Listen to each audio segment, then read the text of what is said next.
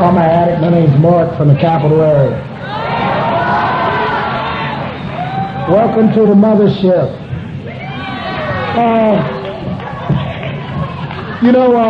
Through doing world services, when I became an RD of the reach, and about 5 years, I was an alternate, so I went out there with the RD to California, and I had met a lot of guys who have come to Marlickna in the past, but and one was an H&I chair and chair now the World Board, some people that I had met.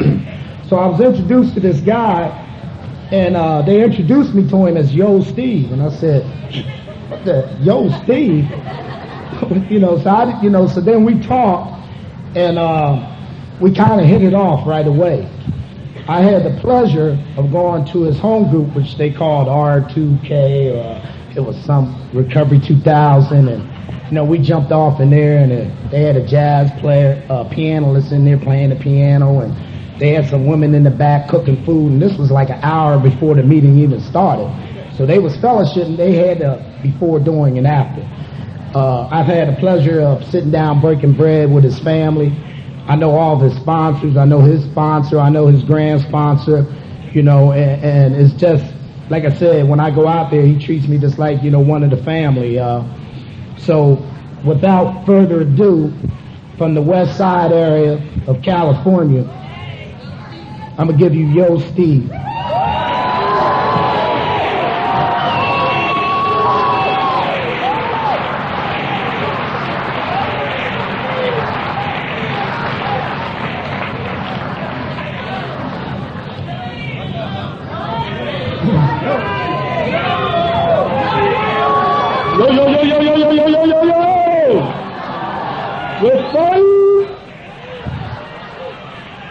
All right, here we go. My name is Yo Steve, and I'm an addict.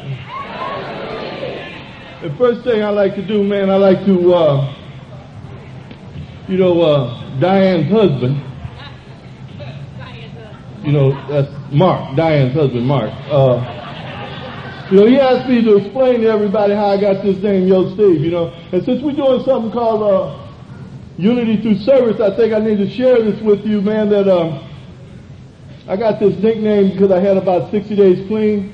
I was at a retreat up in the mountains, and when I got to this fellowship, I couldn't even talk. I stuttered everything, and this was back in the 80s. And one of the things I did was, because I came from the streets, I said, yo, yo, yo, yo, always yo this, yo that, yo everything, And this guy, he asked me to come up and share. And I came up in front to the podium, and I got nervous. And I couldn't say my name. And so I said,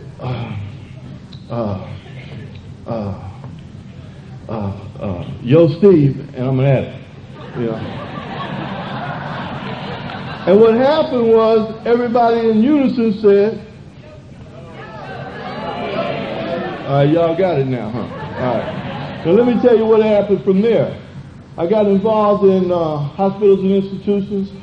I went to I went from the bottom, starting off in treatment centers, going into the institutions, going into the jails, going into the penitentiaries. And everywhere I went, I shared to the addicts who couldn't get out to regular meetings. And one thing I left with them, that when they got out, if you go to a meeting of Narcotics Anonymous, and all you got to say is, yo, they'll find me.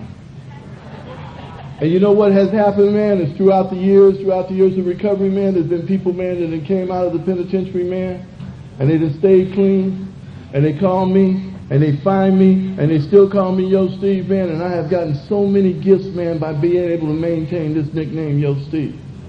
See, I don't never always share that, but as I was thinking about it, man, it's only happened through service, and through that service process, man, I've been able to have unity throughout this country, with other addicts.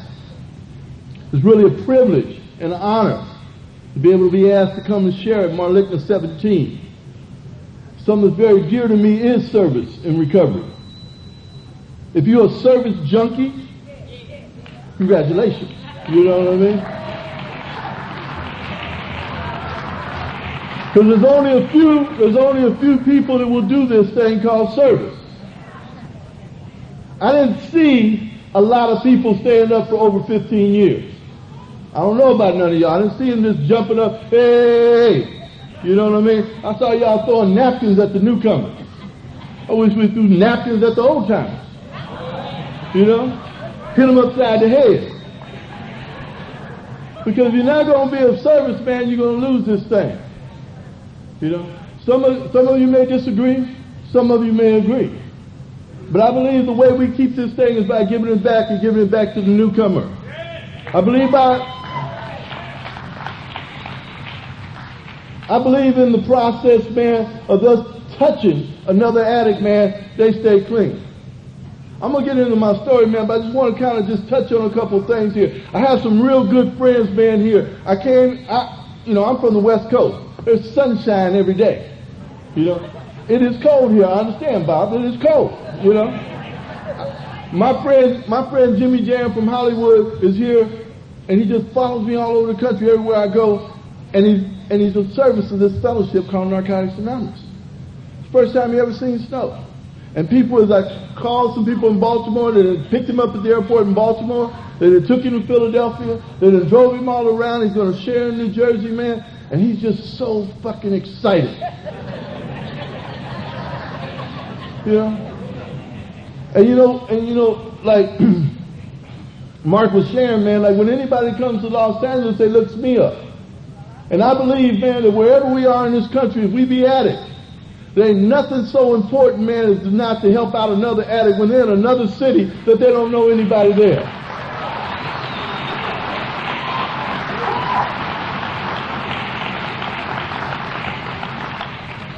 I flew in the other morning and I got here in Philadelphia, man, my friend Chaz was there to pick me up. I was going to rent a car. I damned the car. He said, don't spend no more money, man. Your money don't spend on the East Coast. You know? Hey, man, that's nothing but love. I don't know about none of y'all, man. I look for love in all the wrong places. I found love right here in Narcotics Anonymous. To you addicts. I'd like to give a shout out to my sponsees back in Southern California. I'd like to give a shout out to my daughter, Persia.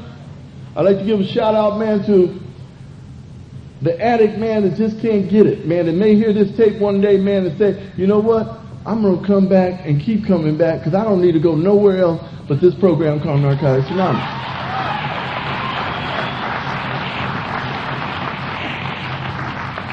Man, I love this interpreter, man. You got on this Hollywood thing, it's sparkling and shit. You know what I mean? Yeah. Yeah. Let's go interpret yourself. Hold on, brother.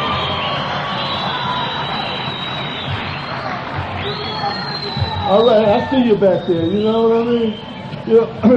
You know, it's a good thing too. You know, I was hoping he would move up a little bit closer, you know, to the edge. You know,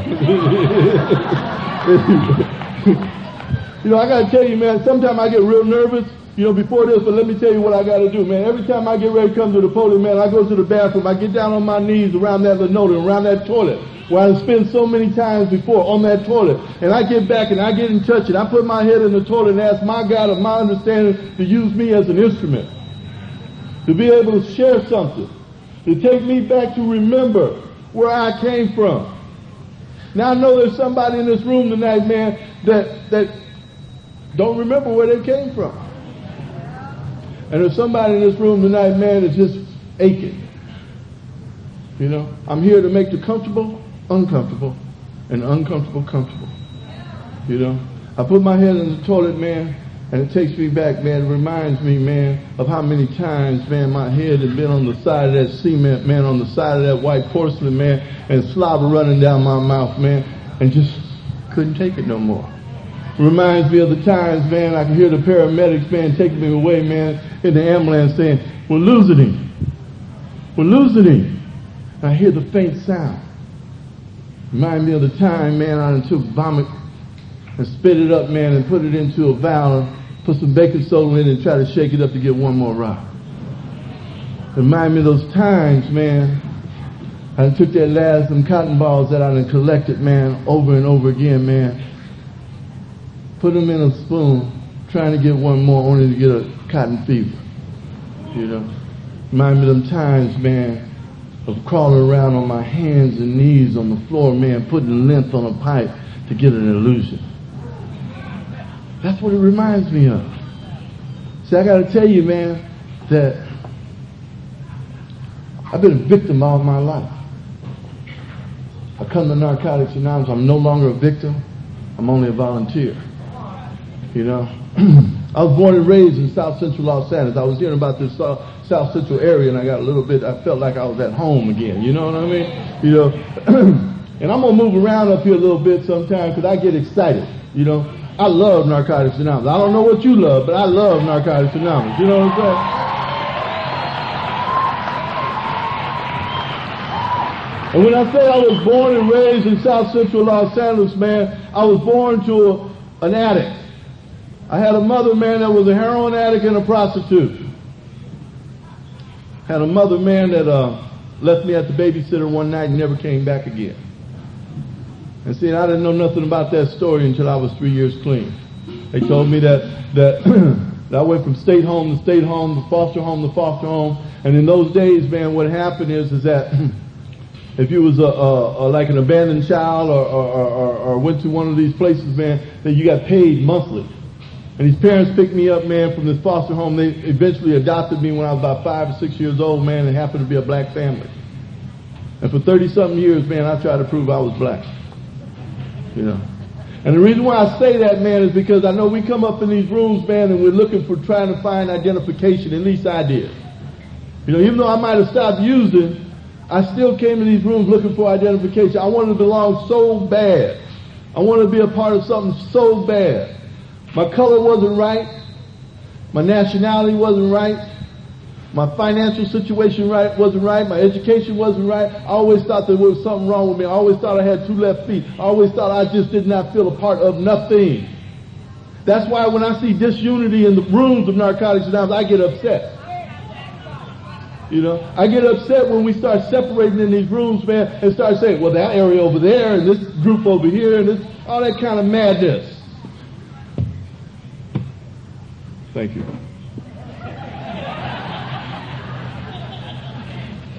And I get upset, man, because I've been looking to try to belong somewhere for many, many years. And when y'all said, man, it doesn't matter where I come from, who my connection was, what color I was, what nationality I was, what my sexual preferences were, and it didn't matter. We only want to know what you want to do about your problem. When y'all said that, man, I felt I was home. Even though after the years of keep coming back, man, I still feel like I'm at home here. And I'm one of those addicts, man, that doesn't matter. I get right in the middle of y'all. I don't think you got any private conversations from me. You know? I don't think that you got anything slick going on that I ain't heard before. You know? I'm glad they got young people coming in because they keep me up on stuff. You know? They be telling me about, you know, all the stuff that they got going on now, like ecstasy and what they do with that stuff. You know? They be filling me in. You know? Because I don't think we need to separate ourselves. And see, this is the greatest thing about being at this podium. I get to say what my opinion is. You know? And it's okay. You don't have to take it on, but if you keep coming back, you'll take on something. You know? I believe what you really need to take on is take on the 12 steps of this fellowship. The program works perfectly. The fellowship does not work perfectly. We're only humans here. This is not perfect anonymous. This is Narcotics Anonymous. You know? And we need to be always in touch with that. I'm also a recovering Catholic.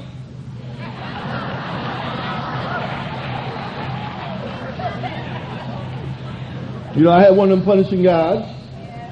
You know, I happened to be in a group meeting in Philly, and it was talking about God awareness before I came down here. And you know, and every time I hear that, and we hear it in these rooms, man, and I really truly believe in the steps. I believe in the second step is one of the most powerful steps in this recovery process. I believe when we talk about coming to believe in a power greater than ourselves could restore us to sanity. That the insanity of being out there in the streets, the insanity of what I just shared with you guys about being in the toilet, the insanity that we go through on a daily basis, even in recovery, even after getting clean time, even after being here some years, after being a service, after sponsorship, the insanity after marriages, after everything that happens in this process. They come and leave in a power. And I think what happens is this addict, that constantly I'm taking my power back. You know? And I forget real easy. I get amnesia overnight. See, it's real cool up in these meetings when all y'all is around me, but when I walk out the door, man, that disease is on me. And I think it learns this language of recovery with justification, rationalization. You know? And what has happened for me, man, is that over the years, man, I've had a concept of change. You know, and in the second step, man, it was talked about I wasn't the power. And I got to tell you, man, I didn't meet God until I got to the third step. Second step doesn't talk about God. It only talks about a power greater than me, and I ain't the power. You know? So I say that, man, to say this. You don't have to put your opinion on me about a God of my understanding. When they say a God of your understanding, it's your God of your understanding. So important, man. We run too many people out of the rooms, man, with all this stuff. You know, I don't know why I'm going there, because I prayed before I came up here to ask God to use me as an instrument. Thank you, brother. Love you too. But I have to say, man, that what happens, man, is that after I done kept coming back now long enough, man, the drugs are not what I use. I suffer from a disease of cunning, baffling, powerful disease. A very, very patient disease. A disease that will wait on your ass. It don't care how much clean time you get up in these rooms. You know? It don't care how sharp you are if you're driving a BMW out there or a Volkswagen. It don't care. It don't care if you got the house on the hill or the big fine-legged woman or the good credit. It don't care. It wants you to get all that shit. It does not want you to be happy. The disease of addiction, the disease I know. We put more emphasis on this disease, we'll understand how addiction really is. I don't know about you. We get caught up in the using thing. They say just don't use it. You make 90 meetings in 90 days, get you a sponsor and just keep coming back. Why would you go anywhere else? Why would you put poison constantly in your system? Don't you hear what it's called? It's called dope. Dope is for dose. Dope. You ain't got to use no more once you have stood up in these rooms and say you're an addict. This is a disease, man, that wants you dead and wants you 6 feet in the ground. It's a disease that don't care. A disease that wants you unhappy and wants you insane, even in recovery. Now, I'm getting ready to talk about me, because I think if you're sitting up in these rooms here, I can identify with every kind of drug there is. Yeah, I've been to Vietnam, and if you've been to Vietnam and you're a Vietnam vet, I'd like to welcome you home. You know?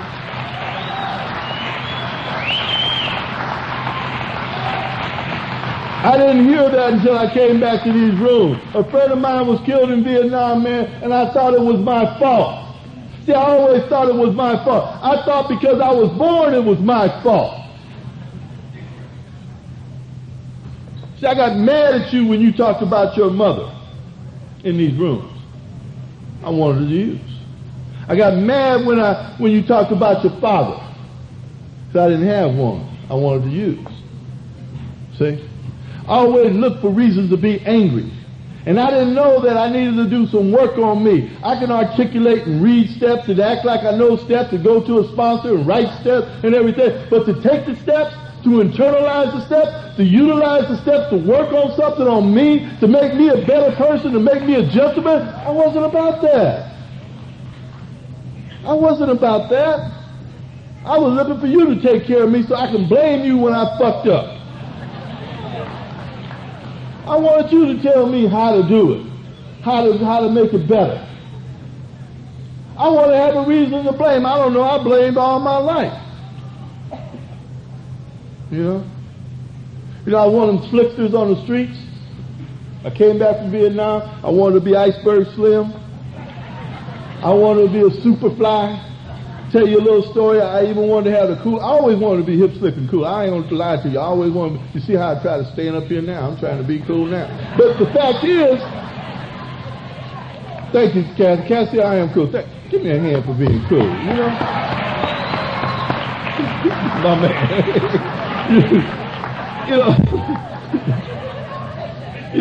No, but when I came back, this is how crazy I was, man. I came back from Vietnam, right? And I wanted a Cadillac. I wanted to be a Superfly. And this is how crazy I was, man. I always looking at the outsides, and I say this, man, to share this with you, man, because my disease suffered from ego. My disease wants to look at the outsides. My disease wants me to have everything looking good on the outside and never really looking at the inside of nothing. I used to buy cars, man, to look good on the outside and the engine didn't work, you know? I had this Cadillac Eldorado convertible, man, and they was down on the block, and I drove it up. It was smoking, and I pushed it up there, man, and the car went dead, and I got out and just started shining it. The top went back and forth, looked good, but the darn thing didn't run, you know. And that's how I lived my life, always looking at the outsides. It wasn't until I came into this thing, man, called Narcotics Anonymous. It wasn't until I was able to surrender to my disease. It wasn't until I was able to start working on me that I was able to get some relief from them outsiders. I don't know, man. I just tell you about this last day, and I'm going to get into some other things I need to talk about. I ended up on downtown Los Angeles on Skid Row on 5th and San Julian. It's the homeless area of downtown Los Angeles at about 36 years of age. And when I ended up down there, everybody had, it was like Cardboard City, you know, everybody had a cardboard box. I didn't have one. I used somebody else's because I never wanted to admit that I had that problem. You know? And this guy, only way he'll let me come in and hang out because I would bring him a little something, something, you know. And every time I would go hang out, when it was gone, he said you had to get out and go get something else going on. And I'd end up running around town because I thought I was some OG or something, because I'd been to jail about 20, 30 times, and I never had to do any prison time, but I was going in and out of jail all the time because I was a menace to society.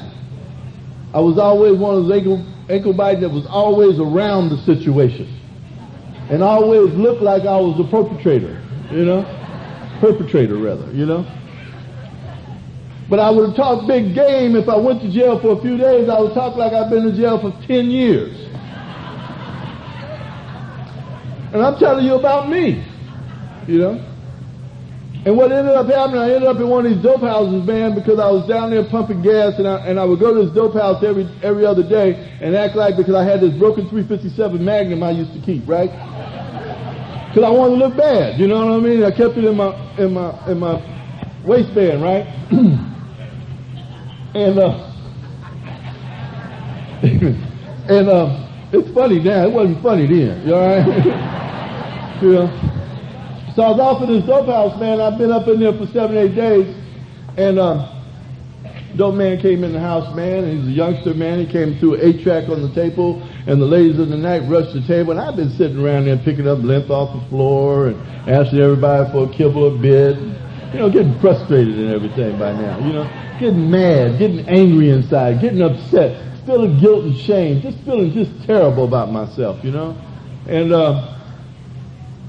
you know, the dude came in and dropped some rocks on the table, and the girls rushed the table and everything. And I said, well, this is a good chance for me to, because I was holding this gun, you know, in case somebody came out and gave me this gun, they might give me, you know, a little bit of something, especially if somebody had something. Well, what happened was I asked the dude, well, you know, can I get a little bit of that? And he said, oh, get out of here, you old burnt-out old dope fiend. You know, and I think I was feeling real terrible, man, because I dropped down to 150 pounds. My face was sunk in. My hair was down on my back. I looked like who did it and what for. And please don't do it again. You know, I smelled like that too, you know.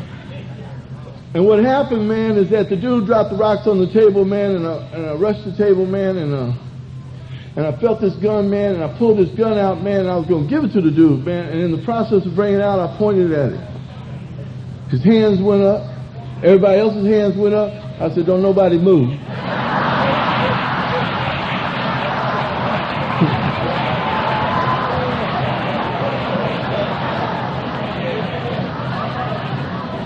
Don't nobody move, man. Hey, you come here, hold this pipe while I smoke this stuff, man. And while I held the gun on everybody, I was smoking this dope, right? And at the end of when the smoke was going through the piss pipe and everything, and at the last end of it, man, I said, damn, it's a broken gun, man. This fool gonna kill me behind this stuff, man. And I don't know about none of y'all that have been through those, you know, those desperation moments, the moments of desperation, the moments of nowhere else to turn, just trying to get one more, doing anything, man, just to get that last one because we don't want to feel down here anymore. I don't know how many of y'all have been through that, but for me, that was at the end of my road. You know, what I did, man, is I got sidetracked and pretended like I had dope outside, and I told them, don't move, don't nobody come outside, I got some dope outside. If you come out, stick your head out the door, man, I'm going to blow your brains out. I got outside, and I took off. And I ran all the way to the VA hospital. You know, and I got to the VA hospital, man, and because I saw somebody had some dope in a flyer saying that we'll do something for you if you got a dope problem, right? So I got to the VA and I went into the VA, man, and I was running, I was scared, I was sweating and everything, man. I thought these fools were on my back. I thought everybody was chasing me. I was paranoid and everything. And I got up in the place, man, and I went up to the nurse's station, man, and I said, look, I got a small cocaine problem. I need somewhere to sleep tonight, you know. You know, just a small one, you know. And the lady said, well, you got to go through admissions, and we got to go through this evaluation and everything. But I said, look, I just got a small cocaine problem. Just tonight, let me sleep here. She said, no, you had to go out. And during that time, there was veterans, man, that was trying to get paid for Agent Orange. And they had these little tents out all over the VA hospital out in the yard. And I went out into the yard, man. There was this dude. I heard this Jimi Hendrix music in the background. There was this dude, man, who was still looking for income. He was ducking and dodging and everything. And I identified, you know what I mean? It was like he was over there, and he said, look out, they're coming in. I said, yeah, I see them, man. You know, so I'm looking for somewhere to hang out because I don't want to go off the yard. I don't want to run. I just want to stay there because I'm sick and tired of being sick and tired. You know what I mean? I'm at that point. I'm at that breaking point. And I still ain't admitting that I got a serious problem yet. I'm still in denial of what this disease is doing to me. I'm still thinking because I'm an OG, all I need is another sack and I can come up again. You know? I just think I'm having a little bad luck right now. I've been having bad luck for the last 10 years. Ain't getting nothing but kibbles and bits for that period of time. I ain't been high since doomsday. You know what I mean? So that was the reality that was setting in. And I got in this guy's tent, and here's how desperate I was. He was sitting up there smoking a reefer, and I thought he was smoking real weed, and he gave it to me, and I hit it, and I said, what is this? He said, it's grass. I said, grass? And he showed me the box, it was grass out of the ground, you know? And see, at this time of my life, man, I didn't really care, you know what I mean? I wasn't going to rock the boat at all. I said, give it here, and I kept smoking it, you know? Well, after 3 or 4 days of this bullshit, I got desperate. You know how when you get anxiety driven around this program, when you think you got to do something, when your sponsor tell you that right now you don't do nothing when you don't know what to do, but you think you just got to do something? Like, well, I got to do a step, I got to go here, I got to do this, I got to do that, but we got to do something. That anxiety comes up. And this is what happened to me. I'm sitting up here in this makeshift tent, and my anxiety comes up. And I said, wow, what do I do now? So I saw this little bag, paper bag. I saw a soda pop bottle. I put the soda pop bottle in the paper bag. I went into the VA hospital. I looked around and I spotted the security guard. I said, I got a bomb. I got a big dope problem. I'm going to blow this soda gun up to somebody do something in a hurry. And, you know, they accommodated me, you know. They strapped me down on all fours, put me on a gurney, rushed me into the crazy house, man, shot me up with some Thorazine. And you know what? Before I went out, man, I got to tell you, man, this doctor put his hand on my forehead, man, and he told me, you're going to be all right. You know what? And for the first time in my life, and I got to tell you, man, I went through some madness. I don't give a damn how many times I come to these podiums, how many times I do 4 steps, how many times I call my sponsor. You'll never know what I went through to get here to Narcotics Anonymous. You know? Only me and my God know that. And what happened, man, is that in that process, in that moment, man, in that moment of clarity, man, when that man put his hand on my forehead, I felt a sense of warmth. I felt a sense that, you know what, I'm going to be all right. I felt some caring at one time for the first time in my life. And I remember all them ambulances and all them ODs and all that shit and all them gunfights at the OK Corral and all that kind of stuff that I've been through, man. And I don't need to get graphic, because if you're sitting up in these rooms, you got a story too. You know what you went through to get here. And the reality, why would you go anywhere else? You know, that's where the reality is. You know, so what happened, man, is that they put me up in this 3-day observation thing, and I was out, and the next thing I know, I'm sitting up in a recovery home, a treatment center. You know, detox. And you know, as cold as this disease is, this is a disease to tell you don't have a disease. This is a disease that sets you up. This disease that just says, well, you know what, that's their problem, this ain't your problem. You know. 13 days sitting up in this treatment center, man. I got some giveaway clothes. I got a haircut. I wash my ass with some soap. You know, I'm brushing my teeth regularly now. I'm eating food daily. I'm starting to pick up some weight. I ain't got no problem. Ain't nothing wrong with me. That's the rest of these people's problem. You know, and you know, the disease of addiction told me that, you know what, they got another fellowship that they're up here talking about, and that ain't my problem either, because they got liquor stores on every corner. You know?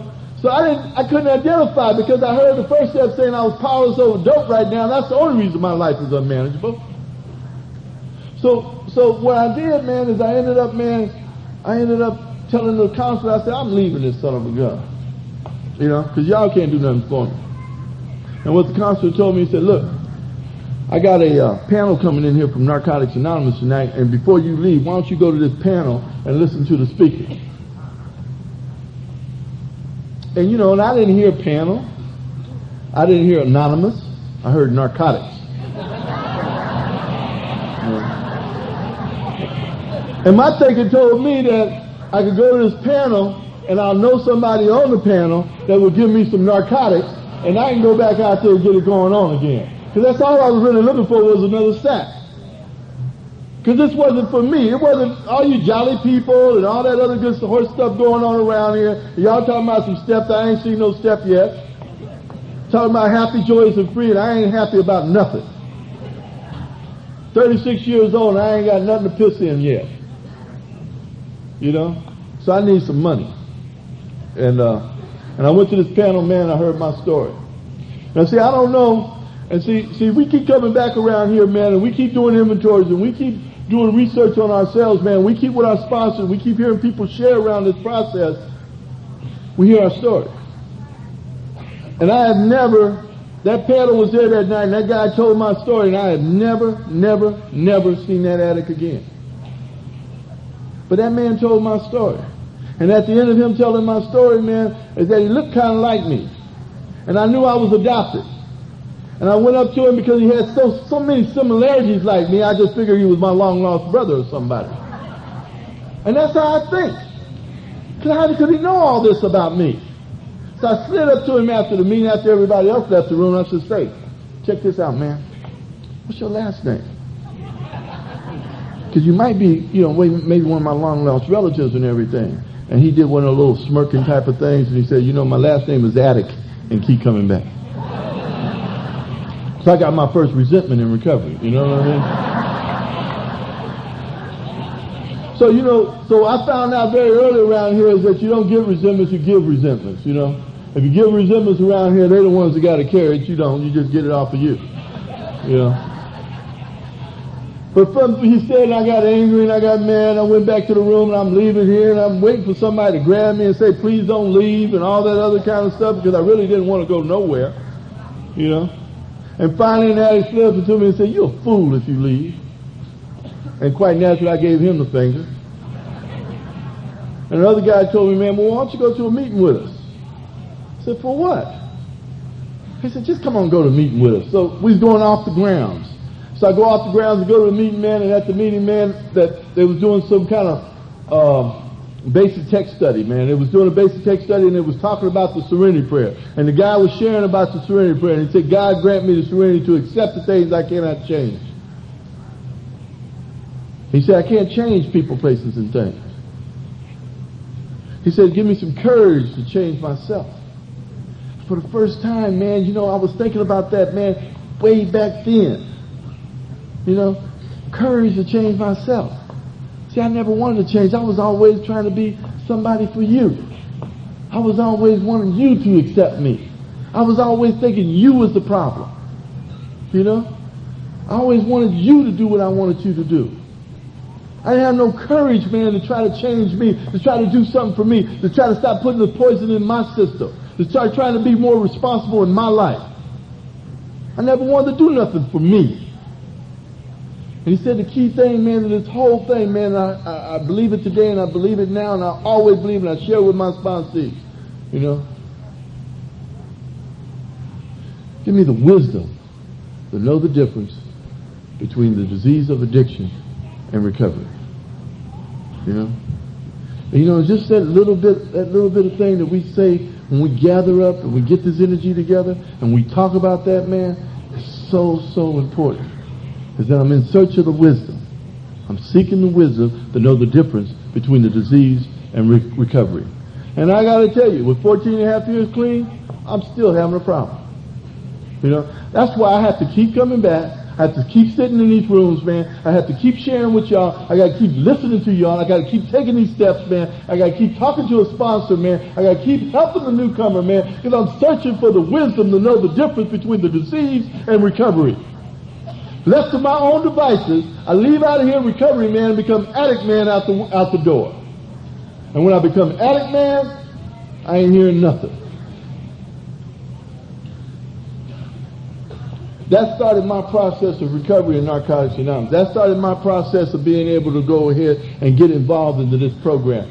I got involved in this thing lock, stock, and barrel. I got right in the middle of Narcotics Anonymous. I started going to meetings every day. I started being of service every day. I started talking shit. I started challenging you. I challenged them. I challenged everybody. I went to the World Service Office because I live in California. They say that's my office. I went up in the office and challenged them too. You know? Speaker speaking from the podium and say something, I'm waiting for him to say something that I don't agree with so I can jam him too. I went after this thing. If you're new around this program, go after it. This is your program. You know, this is about you. It's always going to be about you. The only way you get knocked out of this thing is have an attitude of indifference. The people that sit in the back of the room, the people that walk out the room, the people that fold their arms and say, he don't know what he's talking about. Well, get what I got. That's all I tell you, get what I got. I got 14 and a half, challenge that. And I didn't get that by just sitting up in here bullshitting. I still go to a meeting every day of the week. I got 10 sponsees. I'm not trying to brag, I'm just stacking with you. You know? I'm still a service. I'm a coffee maker at a meeting. I got a home group. I still go on panels. I ain't on World Services no more, but I still, you know, I still of service. I'm not into that politics anymore. You know, I'm into the recovery process. I'm in here to be a better person. And I got to share that with you, man. Let me tell you what's been happening with me. And I know I don't have a lot of time, man, because we got to get on to they ask for me to clean it up, man, so we can get to the comedy show. You got to have some fun. That's what it just for today was about. Have fun. Laugh all the time. You know what I mean? We want to smile. We didn't come here to get sad. What are we going to be sad about? This is a celebration. You up in here clean. You should be happy as a lark.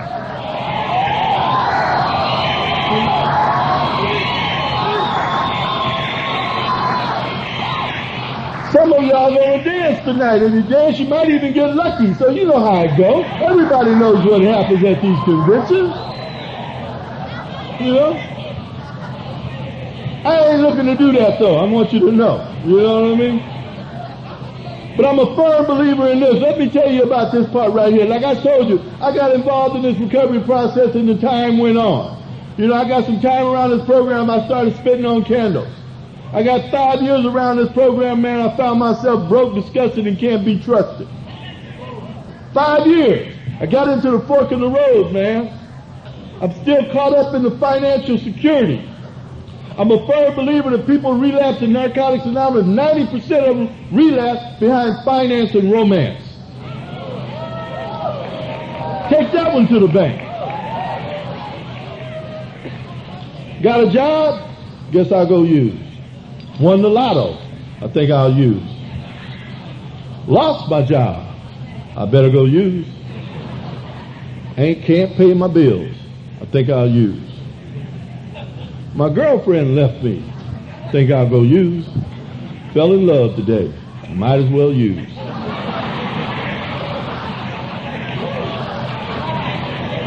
Check it. Sponsors that are sponsors, man, and they should be, everybody here should be a sponsor some way, form, or fashion. You know? You hear it all the time around here. Ain't nobody used because they thought they should use today. They got some kind of problem that they don't want to deal with. And I done been coming back long enough to see it's all about finance and romance. You know? How do we deal with that? In the 6th step, they talk about character defects. But first of all, if you don't do no inventory about it, man, you ain't gonna never be able to get it. And then the character defects come out and they show the character defect. My sponsor is a firm believer, man, that those defects of character, and this is what's happening to me. I don't condone anything, man. I gotta tell you what happened to me. 6, 7 years around this program, I had them things of financial security around here. I started.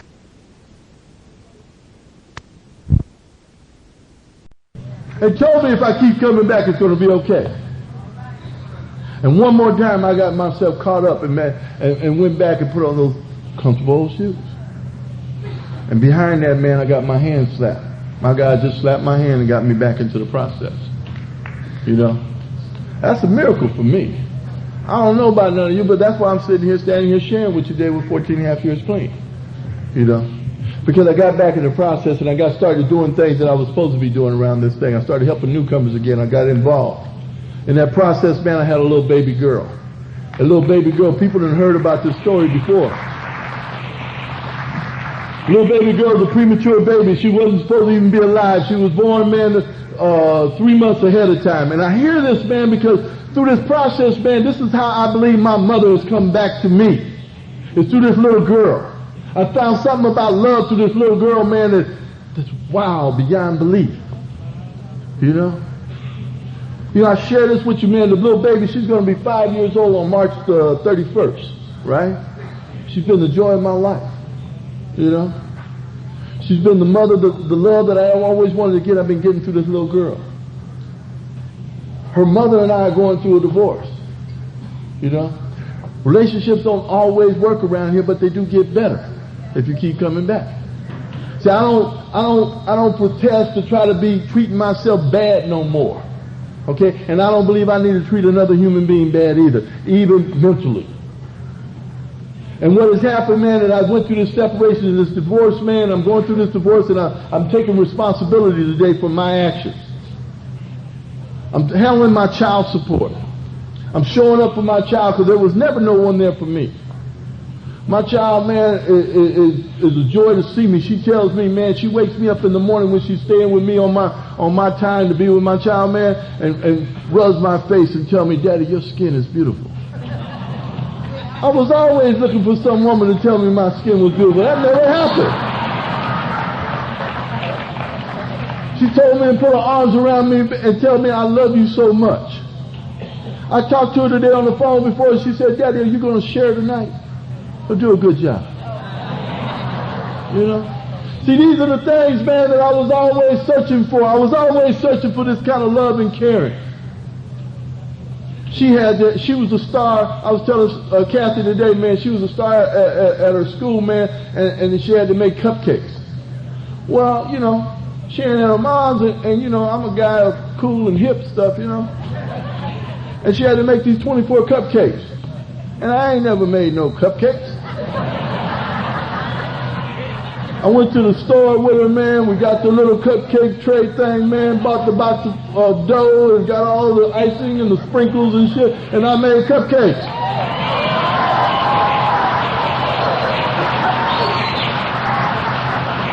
I didn't ask nobody. I didn't call nobody to come do it for me. I followed the directions on the box. That's what we do in Narcotics Anonymous. Follow the direction in the basic text. That's the direction you need to follow. My friend Jimmy Jam says, man, the basic text is just like this. It works like a parachute. If you don't open it, it don't work. Yeah. Amazing thing, man. Even though I'm going through this divorce and everything, I believe that I don't need to be sorry about nothing. This was a good woman. We both had we come in here with baggage. We put the baggage together and we try to work the baggage out, and she done got through hers, I'm working through mine.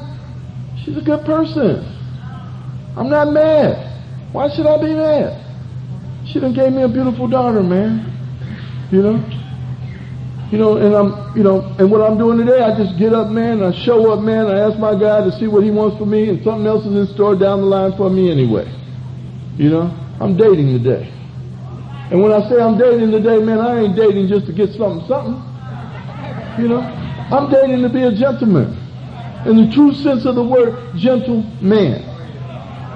Because that's what I want to be. I always want to be a gentleman. I don't want to be a hip, slick, and cooler. You know, I'm dating and I'm going to the show and I'm holding hands and I'm talking on the phone and we ain't doing no something. You know? And I'm respecting the other person. That's what y'all showed me how to do. I'm just now starting to learn how to practice it. That's what's beautiful about this process. You know, I got a lot of other problems that came up, man, I done had, and I'm just sharing this for you before I shut up. I done had IRS problems, I done had old child support, I got a son, man, I got a son from another marriage, and I'm dealing with all that stuff. I'm showing up. I ain't running from it. Why am I going to run? I sit in these rooms long enough, hear y'all shit, there's going to be somebody professionally in here that's going to help me out. See, I believe that. We got to use Narcotics Anonymous. Just not sit up here and get mad at nobody because they're an attorney or accountant or whatever have you, because you ain't that. Somebody's here to help you if you open your mouth. Closed mouth don't get fed. Believe that. We have situations that didn't happen. All that is in the past. We're talking about living today. Are you about living? Are you about loving? Are you about caring? Are you about sharing? That's what this is about. We don't have to beat ourselves up no more. Them days is over. Them days is over. This is all about where we're going tomorrow. You know, just for today, release the burden of the past and the fear of the future. You know? The process works. I believe the 12 steps work, man. I believe the 12 steps gives you a program. The 12 traditions gives you a fellowship, man. The concepts keep you in line with service. You know? I believe, man, there's a whole bunch of things I'd like to say, but without time permitting, man, I'd like to leave y'all with something, man. I was in Kansas City, man, I was in Kansas City, man, a few years back, man, and I was at the Holiday Inn. And this is how it was for me, and I was getting ready to share. And every time I get ready to speak, man, it's so emotionally draining, man. If you ever understand, I got to share this with you, too. If you got old-timers around you, man, give the old-timer a hug, too, man. Don't just give the newcomer a hug. Give the old-timer a hug, you know? We get lonely, too. You know? We need your love, too. We need you to pull us up, too. You know? The old-timer, man, gets up in here, man, he sits over by himself. Everybody's all excited about the newcomer. The old-timer leave, he go home, man, and he still feels lonely. We need love, too, y'all. I say that because I finally got some time around here because I kept coming back. You know? But like I said, I was in Kansas City getting ready to speak. The place was decorated up like the Wizard of Oz. It was Toto and Yellow Brick Road and Tin Man and Scarecrow and everything, man. And wow, man, I was sitting there, man. I was nervous and I was And all of a sudden I started crying. Tears started rolling down my eyes, man, like big old crocodile tears. And it dawned on me, man.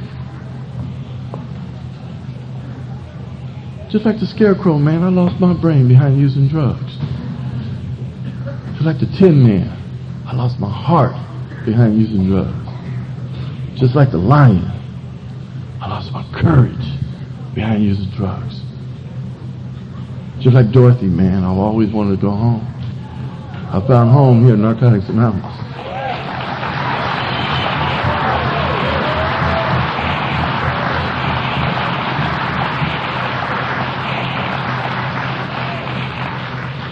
So won't you all join me down the Yellow Brick Road of Recovery. Thanks for letting me share.